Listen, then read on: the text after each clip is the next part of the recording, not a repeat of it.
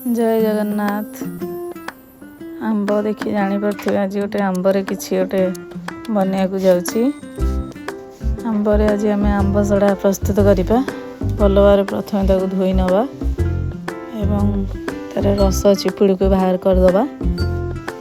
बाहर कर सारा पर देखु केमती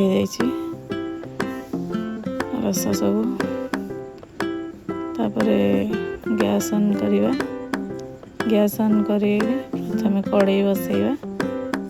तापर बाहर कर रस को देदबा। चीनी एवं जीरा गुंड लंका गुंड रखी। देखो कड़ाई प्रथम देदेली आंब सड़ा करने जो रस बाहर करी। तापर चीनी दबा। खटा अंश टिके मारे चीनी दबा। तापर किसी जीरा लंका गुंड से ऐड करवा। ऐड करवा भल से चलाइबा पिठाड़िया साहाय्य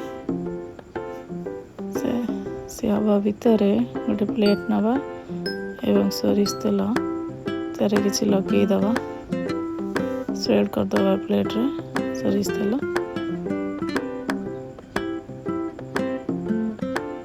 कारण आंब सड़ा सुखीगला भल से छाड़ प्लेट रू।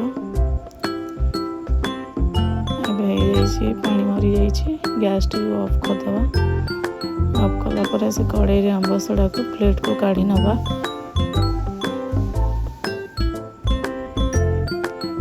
ऊपर भाग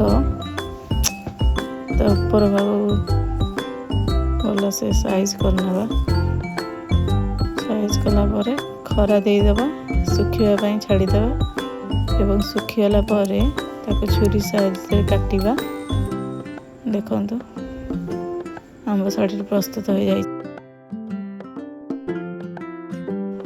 रहिली। जय जगन्नाथ।